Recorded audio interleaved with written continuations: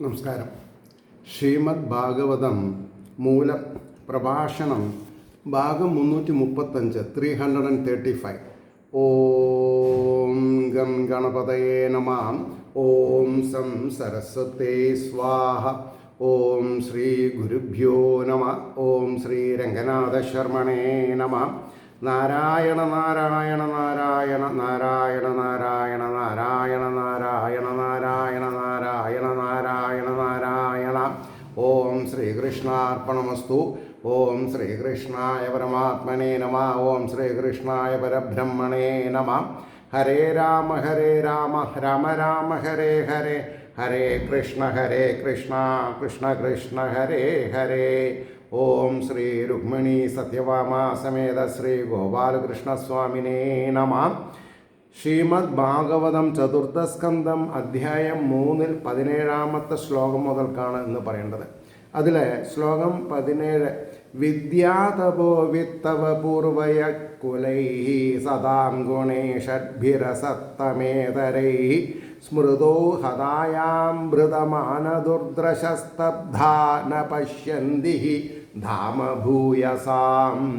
ഇതിൻ്റെ വാക്കാർത്ഥം പറയുമ്പോൾ സത്തുക്കൾക്ക് ഗുണങ്ങളാകുന്നുവെങ്കിലും അസത്തന്മാർക്ക് വിപരീതങ്ങളായിരിക്കുന്ന വിദ്യ, തപസ്, ധനം, ശരീര സൗഷ്ഠവം, യൗവനം, കുലമഹിമ എന്നീ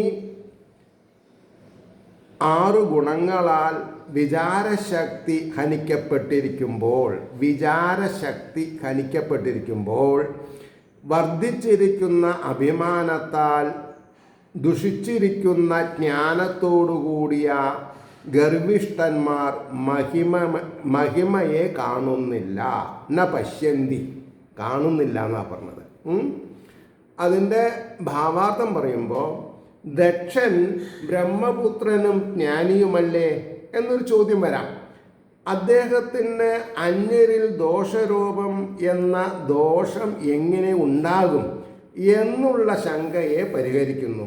ശാസ്ത്രജ്ഞാനം, തപശക്തി, ധനാധിക്യം, സർവാവയവങ്ങൾക്കും പൗഷ്കല്യത്തോടുകൂടിയ ശരീരം, പൗഷ്കല്യം എന്ന് പറഞ്ഞാൽ പുഷ്ടിയോട് പുഷ്ടി, പിന്നെ യൗവനം, മഹൽകുലത്തിൽ ജനനം എന്നീ 6 ഗുണങ്ങൾ സത്തുക്കൾക്ക് ഉപരി ശോഭനങ്ങളാകുന്നു, അതായത് സാത്വിക ഗുണനിധികൾക്ക്.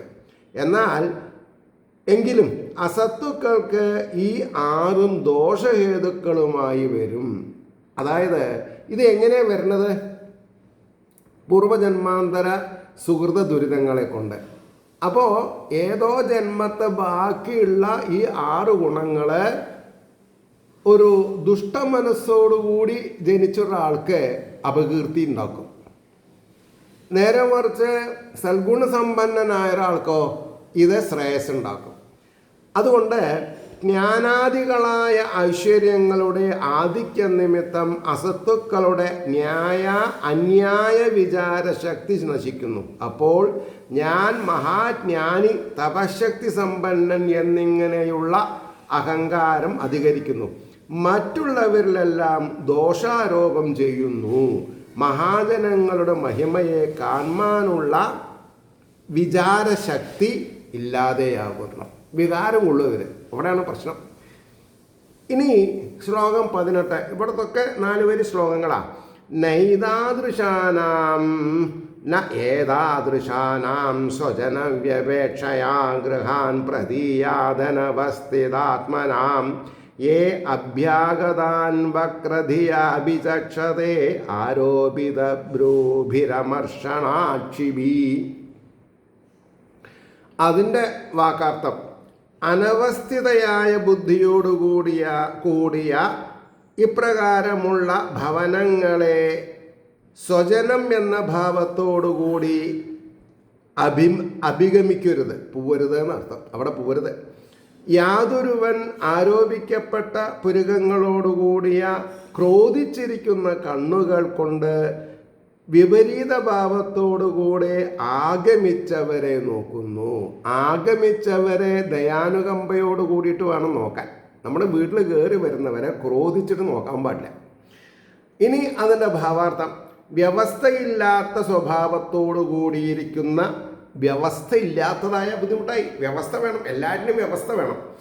അപ്പോൾ സ്വഭാവത്തോടു കൂടിയിരിക്കുന്ന ഈ മാതിരി ജനങ്ങൾ സ്വജനങ്ങളാണെന്നുള്ള ഭാവത്താൽ വിളിച്ചിട്ടില്ലെങ്കിലും അവർ സൽക്കരിക്കുമെന്നുള്ള വിചാരത്തോടുകൂടെ അവരുടെ ഗൃഹങ്ങളിൽ പ്രവേശിക്കാതിരിക്കണം. അവരുടെ ബുദ്ധി യഥാർത്ഥത്തെ ദർശിപ്പിക്കാൻ ശക്തിയുള്ളതല്ലാത്തതിനാൽ അഭ്യാഗതന്മാരെ ക്രോധത്തോടുകൂടെ പുരുകം വളച്ചുകൊണ്ട് അസുഖത്തെ സൂചിപ്പിക്കുന്ന വിധത്തിൽ നോക്കാതിരിക്കയില്ല. അവിടെയാണ് പ്രശ്നം. ഇനി 19ാമത്തെ ശ്ലോകം നോക്കാം. അതും 4 വരി. തഥാരിഭിർന വ്യദതേ ശിലീമുഖൈ ശേദേ അർദ്ധിതാംഗോ ഹൃദയേന ധൂയതാ സ്വാനാം യഥാ വക്രധിയാം ദുരുക്തിഭിർ ദിവാനിശം തപ്യതി മർമ്മതാടിതാ. വിപരീത ബുദ്ധിയോടുകൂടിയ സ്വജനങ്ങളുടെ ദുർവാക്കുകളാൽ മർമ്മങ്ങളിൽ താടിക്കപ്പെട്ടവനായിട്ട് വ്യസനിക്കുന്ന ഹൃദയത്തോടുകൂടെ രാത്രിയും പകലും എപ്രകാരം തപിക്കുന്നുവോ അപ്രകാരം ശത്രുക്കളാൽ ബാണങ്ങൾ കൊണ്ട് പീഡിക്കപ്പെട്ട ശരീരത്തോടുകൂടെ ശയിക്കുന്നു, ദുഃഖിക്കുന്നില്ല. കാരണം എന്താ? യുദ്ധത്തിന് പോയിട്ടുള്ളതാണ്. അപ്പോൾ ശരീരത്തിൽ മുറിവ് പറ്റിയാൽ മരുന്ന് വയ്ക്കുക, നാമം ചെല്ലുക, കിടന്നുറങ്ങുക. നേരെ മറിച്ച് മനസ്സിനാണ് വ്രണ വെച്ചാൽ ഉറക്കം വരില്ല. അതുകൊണ്ടാണ് മനസ്സിന് വ്രണങ്ങളെ അതായത് മനസ്സിന് വ്രണങ്ങളെ ഏൽപ്പിക്കരുത്. ഏൽപ്പിച്ചാൽ അതിനെ മറക്കത്തക്ക വിധത്തിൽ ഈശ്വരോപാസന ചെയ്യാൻ നിവൃത്തിയുള്ളൂ. അതാണ് ഇനി ഭാവാർത്ഥത്തിലെ കുറച്ച് ക്ലിയർ ആവും.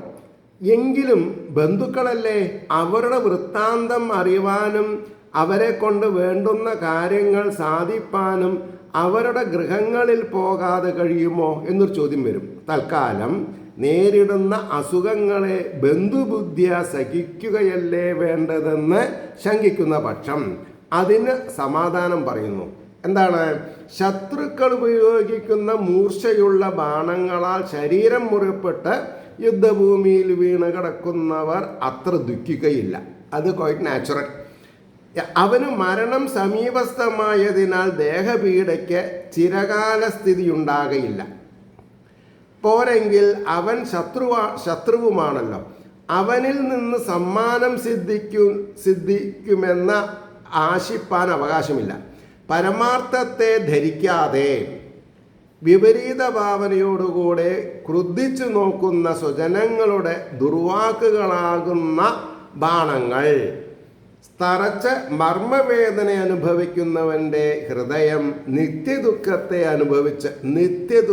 അനുഭവിച്ചുകൊണ്ട് രാത്രിയും പകലും ഒരുപോലെ തപിക്കും. അതിനാൽ സ്വജനം എന്ന ഭാവത്താൽ അവരുടെ ഗൃഹങ്ങളിൽ പ്രവേശിക്കുന്നത് മഹാദുഃഖത്തിന് കാരണമാകും. ഒരു കാലത്തും അവിടെ പോകാതിരിക്കണം. ഇതൊക്കെ ജീവിതത്തിൽ അനുഭവിക്കണം. അല്ലെങ്കിൽ ജീവിതത്തിൽ അനുഭവിക്കുമ്പോൾ ഇതേപോലെയുള്ള എന്താന്നാ പറയുക ഉപദേശങ്ങൾ വളരെയധികം ഉപകരിക്കും. ദുഃഖം ഉണ്ടാവില്ല. നേരെ മറിച്ച് ആർക്കാ ദുഃഖം ഉണ്ടാവുക? അന്യർക്ക് ദുഃഖം ഉണ്ടാവും. ഇപ്പോൾ സഹോദരന്മാർ തമ്മിൽ ആവശ്യത്തിലധികം വ്രണപ്പെടുത്തിയാൽ ബുദ്ധിമുട്ടായി. നേരെ മറിച്ച് നമ്മളെ സംബന്ധിച്ചിടത്തോളം ജ്ഞാനമാണ് നമ്മുടെ ആയുധം. ജ്ഞാനം ഉള്ള ഒരാൾക്ക് അജ്ഞാനിയുടെ ദുർമത്സരങ്ങൾ ഏൽക്കില്ല. അവിടെയാണ് അത്. അപ്പോൾ നമുക്കൊരു കാര്യം മനസ്സിലാക്കാം. ഭഗവാൻ ആർക്കൊക്കെ ജ്ഞാനം കൊടുക്കണു അവർക്കൊക്കെ ബദ്ധവൈരകൾ ഉണ്ടെങ്കിൽ ആ വൈരകൾ തോൽക്കും എന്നല്ലാണ്ട് ജ്ഞാനത്തിന് ഉടമയായിട്ടുള്ള ആൾക്കാർ തോൽക്കില്ല.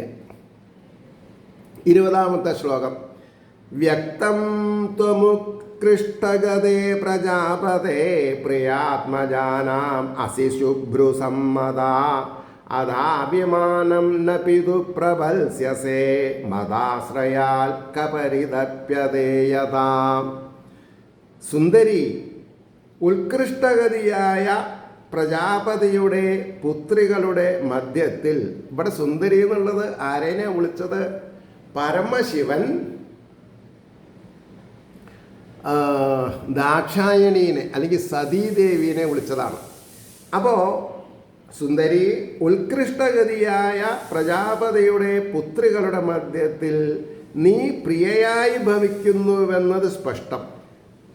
എനിക്കും സമ്മതം തന്നെ. എങ്കിലും പിതാവിൽ നിന്ന് സൽക്കാരത്തെ പ്രാപിക്കുകയില്ല, അതും എനിക്ക് ഉറപ്പാണ്. അപ്പോൾ ശിവൻ്റെ അവസ്ഥ നമ്മൾ മനസ്സിലാക്കണം. സർവജ്ഞാനിയാണ്. അദ്ദേഹത്തിന് അറിവ് എന്താണെന്നാ പറയുക, അന്യതാകരിക്കാൻ പറ്റില്ല, വേറൊരാൾക്ക് കുറ്റം പറയാൻ പറ്റില്ല. അതുകൊണ്ട് എന്തുകൊണ്ടെന്നാൽ എൻ്റെ ആശ്രയം ഹേതുവായിട്ട് ദക്ഷൻ പരിതപിക്കുന്നു. എന്നോടുള്ള വാത്സല്യക്കുറവല്ല, എന്നോടുള്ള ദോഷം, എനിക്കുള്ള ദോഷം നിന്നിൽ പ്രതിഫലിക്കും. കാരണം ഞാൻ പോണില്ല, നീ പോവും. അതാണ് പ്രശ്നം. അതിൻ്റെ ഭാവാർത്ഥം. ശരി, ഇത് സാധാരണന്മാരിൽ അങ്ങനെ തന്നെ. എൻ്റെ അച്ഛൻ്റെ അരികത്ത് ഞാൻ പോകുന്നതിൽ ഈ വക ശങ്ക ചെയ്യണമോ എന്നുള്ള സതീഭാവത്തെ ആലോചിച്ച് പരമശിവൻ മറുപടി പറയുന്നുണ്ട്. അല്ലയോ സുന്ദരി, ഉന്നത പദവിയെ പ്രാപിച്ചിരിക്കുന്ന പ്രജാപതിയുടെ പുത്രിമാരിൽ വെച്ച് നീ പിതാവിന് പ്രിയപ്പെട്ട പുത്രിയാണെന്നുള്ള സംഗതി നിഷ്പഷ്ടവും എനിക്കറിയാവുന്നതും അതെനിക്ക് സമ്മതവുമാകുന്നു. എന്നാലും അവിടെ ചെന്നാൽ പിതാവിൽ നിന്ന് നിനക്ക് സൽക്കാരം ലഭിക്കുകയില്ല. അതിന് കാരണം മറ്റൊന്നുമല്ല, നിനക്ക് എന്നോടുകൂടെയുള്ള ആശ്രയം ദക്ഷന് പരിതാപമായി വന്നിരിക്കുന്നു. അതാണ്. മകളോടുള്ള ഇഷ്ടക്കുറവല്ല, മരുമകനോടുള്ള കോപം ആണ് നിന്നെ സ്വീകരിക്കുന്നതിൽ വിമുഖത കാണിക്കുക എന്ന് അദ്ദേഹം പറഞ്ഞു മനസ്സിലാക്കണം. 21ാമത്തെ ശ്ലോകം. പാപച്യമാനേന ഹൃദ ആതുരേന്ദ്രിയ സമൃദ്ധി പുരുഷബുദ്ധി സാക്ഷിണാം അകൽപ്പയേഷാം അതിരോടുമഞ്ജസ പദം പരം ദ്വേഷ്ടിയധാസുരാഹരിം. അപ്പോൾ അതിൻ്റെ വാക്കാർത്ഥം എങ്ങനെയാണ് വരുന്നത്? അധികം പരിതപിക്കുന്ന ഹൃദയം നിമിത്തം ആതുരങ്ങളായ ഇന്ദ്രിയങ്ങളോടുകൂടിയവനായിട്ട്, ഇന്ദ്രിയങ്ങൾക്കൊക്കെ പറയൽ വരുന്ന ഇന്ദ്രിയങ്ങളെ ശുശ്രൂഷിക്കണം. ആ സമയത്ത് പുരുഷന്മാരുടെ ബുദ്ധിവൃത്തികളുടെ സാക്ഷികളായിരിക്കുന്ന ഇവരുടെ, എന്നെപ്പോലെയുള്ളവരുടെ സ്ഥാനത്തെ സമൃദ്ധികളെ കൊണ്ട് കഷ്ടം കൂടാതെ കയറുവാനായിക്കൊണ്ട് അസമർത്ഥനായിട്ട്, അതായത് എൻ്റെ പദവിയിലേക്ക് എത്താൻ ദക്ഷന് പുളിക്കും. കാരണം എൻ്റെ തപശ്ചര്യയാണ് എന്നെ ഏകാഗ്രതയോടുകൂടി ലോകനന്മയ്ക്ക് വേണ്ടി ശിവത്വം കൽപ്പിച്ച് തന്നിട്ടുള്ളത്. അപ്പോൾ പറഞ്ഞു, എൻ്റെ കഷ്ടം കൂടാതെ കയറുവാനായിക്കൊണ്ട് അസമർത്ഥനായിട്ട് അസുരന്മാർ ഹരിയെ എന്ന പോലെ കേവലം ദേഷിക്കുന്നു. എനിക്ക് ദോഷമുണ്ടായിട്ടാണോ? അല്ല. ഇപ്പോൾ ഹരിനെ രാക്ഷസന്മാരെ അസുരന്മാരെന്തുകൊണ്ടാണ് ദേഷിക്കുന്നത്? ഹരി അവർക്ക് വല്ല പാപം ചെയ്തിട്ടാണോ? അല്ല. ഹരിയുടെ സ്വാത്വിക ഗുണത്തെ അസുരന്മാർക്ക് അല്ലെങ്കിൽ രാക്ഷസീയ വൃത്തിയുള്ളവർക്ക് ആക്സെപ്റ്റ് ചെയ്യാൻ പറ്റില്ല. അതിന് ഞാൻ വേറൊരു ഉദാഹരണം പറയാം. ഞാനിപ്പോൾ ഒരു 4.5 കൊല്ലമായിട്ട് യൂട്യൂബറാണ്. 3500 പ്രഭാഷണങ്ങളുണ്ട്. എന്തുകൊണ്ടാണ് അത് ഒരു 10,000 സബ്സ്ക്രിപ്ഷൻ ആവാത്തത് എന്ന് ചോദിച്ചാൽ, എൻ്റെ ഈ സബ്ജക്റ്റ് എന്നെ പോലുള്ള ചൂടുള്ളവർക്ക് മാത്രമേ പറ്റുള്ളൂ. എന്നെ പോലുള്ള ഒരു ഹിസ്റ്റീരിയ അല്ലെങ്കിൽ ഒരു ഭ്രാന്ത്, ഒരു ഉന്മാദം ഉള്ളവർക്ക് പറ്റും. എല്ലാവർക്കും ഇത് ഉണ്ടാവണമെന്ന് ഞാൻ ശഠിക്കാൻ പറ്റില്ല. കാരണം എൻ്റെ കുടുംബത്തിലോ, അതായത് അമ്മ വഴിക്കോ അച്ഛൻ്റെ വഴിക്കോ വേറെ ആർക്കും ഈ ഭ്രാന്തില്ല. അവരൊക്കെ വലിയ വലിയ ധനാഢ്യരാണേന്. പക്ഷെ സമാധാനം എന്ന് പറഞ്ഞതല്ല അവർക്ക്. എനിക്ക് സമാധാനമുണ്ട്, ശാന്തിയുണ്ട്. എൻ്റെ സമ്പത്തിൻ്റെ മൂല്യം കണക്കാക്കാൻ അവർക്ക് സാധിക്കില്ല. അതാണ്, അവിടെയാണ് പ്രശ്നങ്ങൾ. ഇനി ഇതിൻ്റെ ഒരു ഭാവാർത്ഥത്തിലേക്ക് പോകുമ്പോൾ നമുക്ക് കാര്യങ്ങൾ മനസ്സിലാവും. അതെങ്ങനെ? കല്യാണ ഗുണസമ്പന്നനായ അങ്ങയിൽ എൻ്റെ പിതാവിന് ദ്വേഷത്തിന് കാരണമെന്തെന്ന് ചിന്തിക്കുന്ന സതീദേവിയോടും പിന്നെയും പറയുന്നു, ജന്മാന്തരത്തിൽ പരിചയിച്ച ദുസ്വഭാവമാകുന്ന അഗ്നി. നോക്കൂ, ഞാൻ ഇത് എഴുതി തയ്യാറാക്കിയുള്ള പ്രഭാഷണങ്ങളല്ല. അപ്പം ഞാൻ നിങ്ങളോട് പറഞ്ഞു, പൂർവജന്മാന്തര ദുരിത സുഹൃതങ്ങളാണ് ഇതേപോലെയുള്ള സ്വഭാവ വൈകല്യങ്ങൾ ഉണ്ടാവണത്. ആള് എത്രയോ വലിയ പദവിയിലായാലെന്ന് ഞാൻ പറഞ്ഞു. ഞാൻ ഈ പുസ്തകം നോക്കിയിട്ട് വായിക്കുമ്പോഴും അങ്ങനെ ഒരു സബ്ജക്റ്റ് കയറി വരണമെന്നുണ്ടെങ്കിൽ അതിന് ഉത്തരവാദി എൻ്റെ ഉള്ളിൽ ഇരിക്കുന്ന ചൈതന്യമാണ് എനിക്ക് ത്രസ്റ്റ് ചെയ്ത് തരുന്നത്. അതാണ് ഇപ്പോൾ ഇവിടെ പറയണത്. അപ്പോൾ വരാൻ പോകുന്ന കാര്യങ്ങൾ എളിമയോടുകൂടിയിരിക്കുന്ന എന്നെ കൊണ്ട് പ്രവചിപ്പിച്ചിട്ട് എനിക്ക് ആനന്ദം തരണം എന്നുള്ള ഒരു എഗ്രിമെൻ്റ് ആർക്കുണ്ട്? ഭഗവാനുണ്ട്. അതാണ് എൻ്റെ അസറ്റ്. ഞാൻ എങ്ങനെ ഇതിന് കഴിവുള്ളവനായി തീർക്കണം, എന്നെ എങ്ങനെ കഴിവുള്ളവനാക്കി തീർക്കണം, അവിടെയാണ് ഭഗവാന്റെ കൃപാലേശം. അത് ലേശം എന്നുള്ള വാക്ക് ഞാൻ എൻ്റെ വിനയം കൊണ്ട് പറഞ്ഞതാണ്. അഹങ്കാരം കൊണ്ട് പറയുകയാണെങ്കിലോ ഹിമാലയ പർവ്വതം പോലെ തന്നെ പറയും ഞാൻ. കാരണം ഞാനൊരു അനാടി പോലെ ഒന്നും അവിടെ ഇല്ല ഇവിടെ ഇല്ല പറഞ്ഞ് ജീവിച്ചു വന്ന ഒരാളാണ്.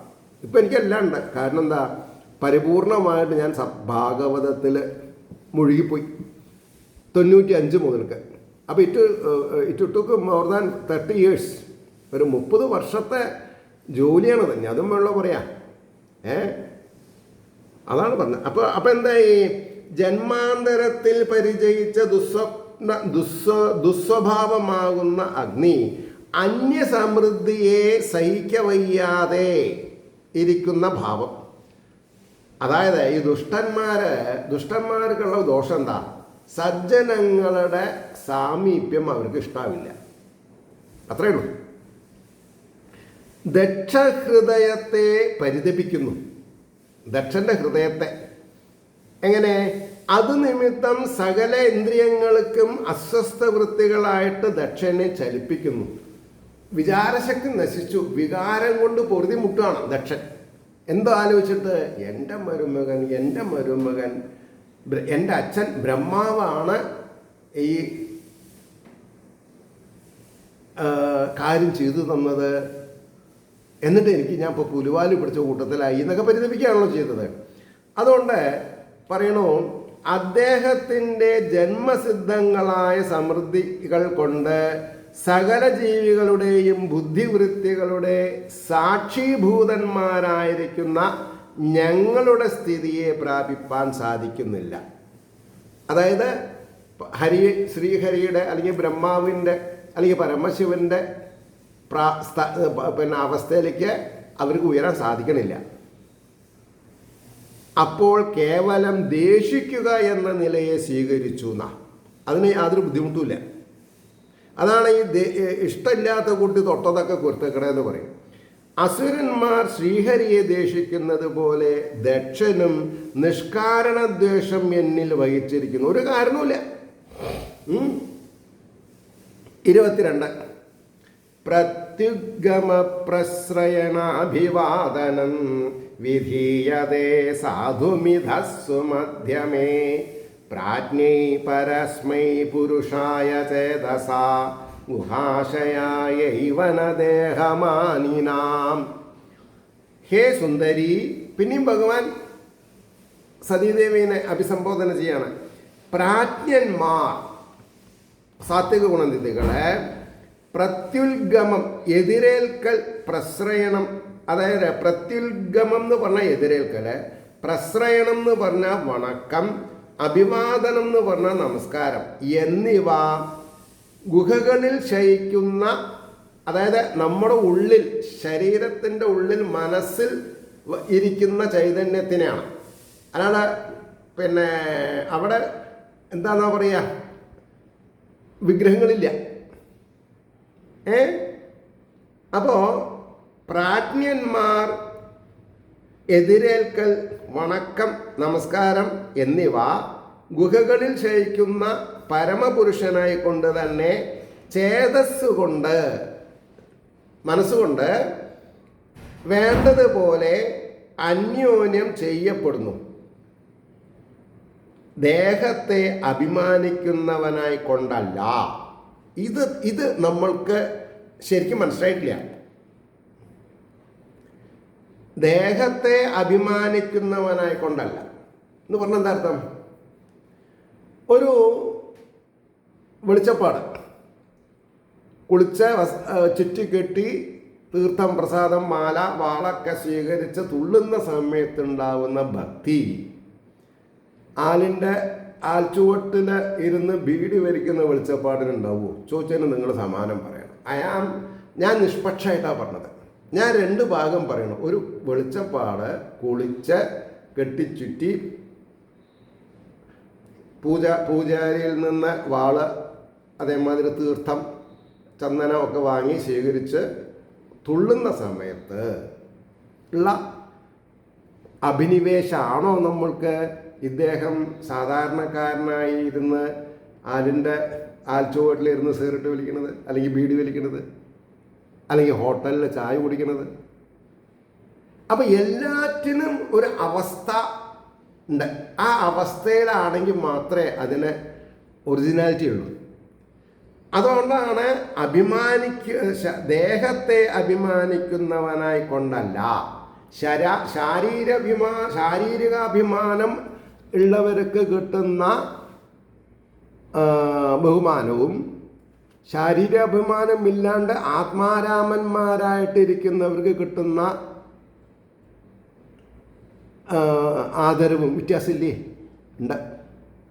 ഇപ്പം ഞാൻ ഇന്നലെ മിന്നാണോ എനിക്കൊരു വിവാഹം ഇൻവിറ്റേഷൻ കിട്ടുകയാണ്. അപ്പം എന്താ ഇൻവിറ്റേഷൻ ചോദിച്ചാൽ,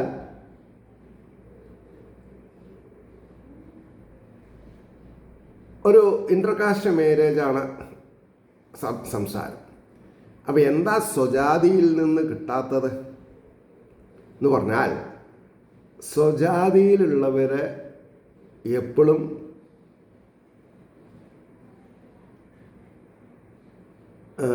എന്താ പറയുക, പഠിപ്പില്ലാത്തവരാണെങ്കിൽ എന്തു ചെയ്യും? പറഞ്ഞ മനസ്സിലുണ്ടോ? ഞാൻ പറഞ്ഞത് നിങ്ങൾക്ക് മനസ്സിലായോ എനിക്കറിയില്ല. പഠിപ്പില്ല, വേണ്ടത്ര പഠിപ്പില്ല. അപ്പോൾ പഠിപ്പുള്ളൊരു മനുഷ്യനെ എന്താണെന്ന് പറയുക, കുലം നോക്കാതെ കണ്ട് മനുഷ്യത്വത്തിൻ്റെ മുകളിൽ വരിക്കാൻ പിന്നെ തയ്യാറാവാണ്. അപ്പോൾ ഞാൻ അവരെ എങ്ങനെയാണ് പറഞ്ഞ് സമാധാനിപ്പിച്ചത്? നോക്കൂ, എക്സ് എന്ന് പറയുന്ന ഒരാൾ ദഹനക്കാരനാണ്. അതേ എക്സ് ആനപ്പുറം കയറുന്നു. അതേ എക്സ് പൂജ ചെയ്യണം. അപ്പോൾ മൂന്ന് വ്യത്യസ്ത കാര്യങ്ങൾ ചെയ്യുമ്പോൾ മൂന്നവസ്ഥയിലും ആ വ്യക്തിക്ക് കിട്ടുന്ന ബഹുമാനത്തിന് വ്യത്യാസമില്ലേ? പൂജ ചെയ്തുകൊണ്ടിരിക്കുന്ന സമയത്ത് ബഹുമാനം ആനപ്പുറത്തിരിക്കുന്ന ആൾക്ക് കിട്ടുമോ? ഇല്ല.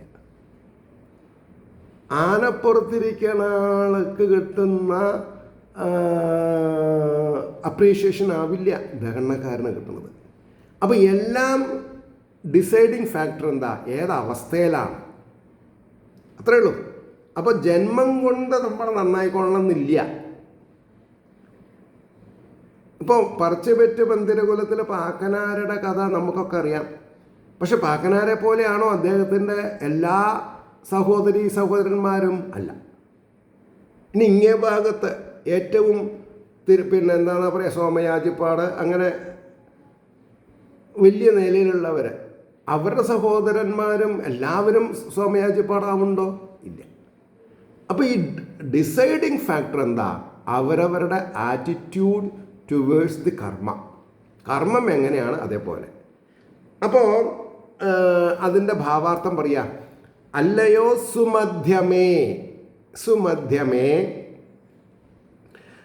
ശോഭന ഹൃദയത്തോടു കൂടിയ സുന്ദരി, പൂജനായ ഒരുവൻ്റെ ആഗമന സമയത്തിൽ അറിവുള്ളവർ എതിരേറ്റു ഗമിക്കുക, സൽക്കാരവചനം പറയുക, നമസ്കരിക്കുക എന്നിവ മനസ്സുകൊണ്ട് സർവജീവികളുടെ ഹൃദയഗുഹയിൽ അന്തര്യാമി രൂപേണ വസിക്കുന്ന പരമപുരുഷനെ ഉദ്ദേശിച്ച് ചെയ്യുന്നത് സമുചിതമായ കർമ്മമാകുന്നു. ഈ വിദ്യ സനാതനധർമ്മത്തിൽ ഒരു കാലത്ത് വളരെ പവർഫുള്ളായിരുന്നു. ഇപ്പോൾ സോക്കാൾഡ് ഹിന്ദുക്കൾ എന്ന് പറയുന്നവർക്ക് സർവജീവികളുടെ ഹൃദയഗുഹയിൽ അന്തര്യാമി രൂപേണ വസിക്കുന്ന പരമപുരുഷനെ ഉദ്ദേശിച്ചിട്ട് വല്ലവരും വല്ലതും ചെയ്യുന്നുണ്ടോ? വളരെ ബുദ്ധിമുട്ടാണ്.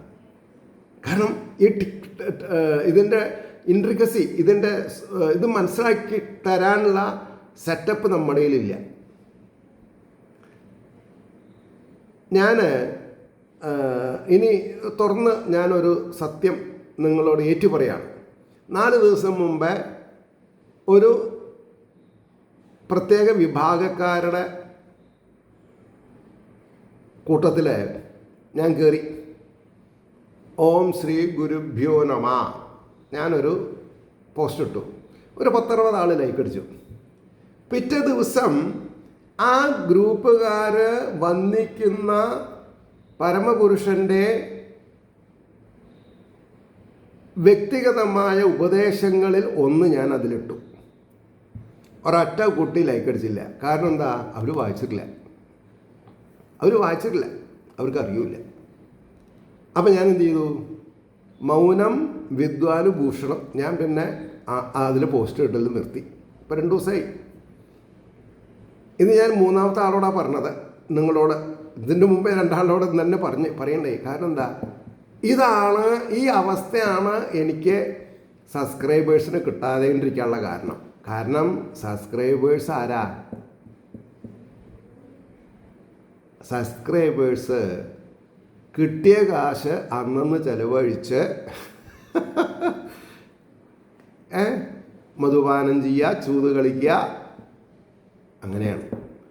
എൻ്റെ സബ്ജക്റ്റ് അതിന് പറ്റിയതല്ല. അവിടെയാണ് പ്രശ്നം.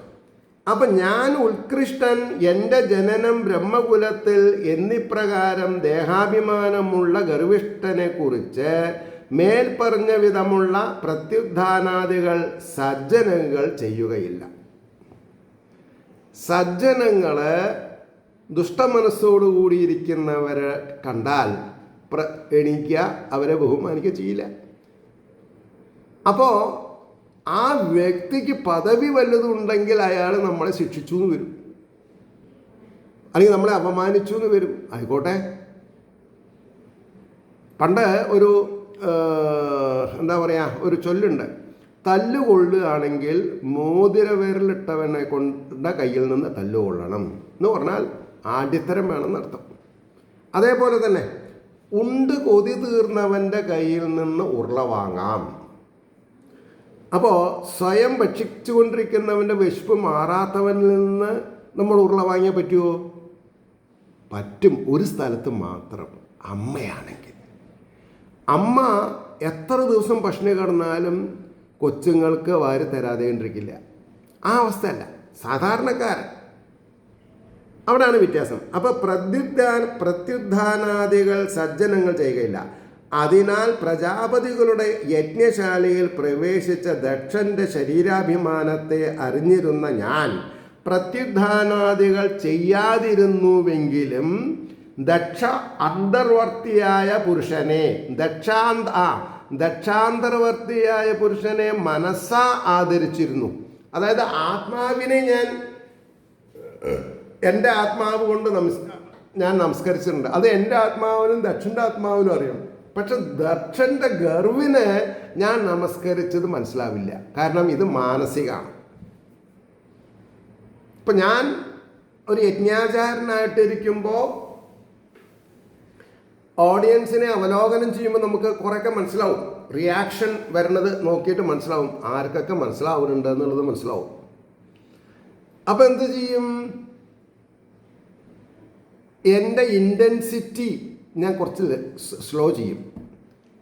സബ്ജക്റ്റിൻ്റെ ഗാംഭീര്യം കുറച്ച് കുറയ്ക്കും ഞാൻ.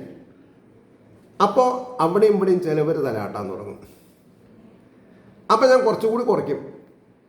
അപ്പോൾ ഒരു 0.5% ആൾക്കാർ. അപ്പോൾ അങ്ങോട്ടും ഇങ്ങോട്ടും നോക്കിയിട്ട് അവസാനിപ്പിക്കും. അപ്പോൾ ഇതൊക്കെ നിത്യജീവിതത്തിൽ നമ്മൾ എന്താ പറയുക, അഭിനയിച്ചും മനസ്സിലാക്കിയിട്ടും അനുഭവിച്ചും ഉള്ള കാര്യങ്ങളാണ്.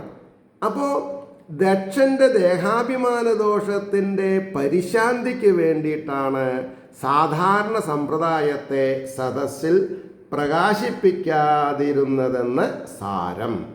അവിടെ നിർത്താം. ഏവർക്കും ശ്രീഹരിയുടെ അനുഗ്രഹാശിസ്സുകൾ നിർലോഭം ഉണ്ടാവട്ടെ എന്ന് പ്രത്യാശ പ്രകടിപ്പിക്കുന്നതോടുകൂടി നമ്മുടെ ഓരോരുത്തരുടെയും പ്രാർത്ഥന ലോകാ സമസ്ത സുഖിനോ ഭവന്തു ആയിരിക്കട്ടെ എന്ന് പ്രാർത്ഥിച്ചുകൊണ്ട് വാക്കുകൾ ഉപസംഹരിക്കുന്നു. നമസ്കാരം. നാളെ കാണാം.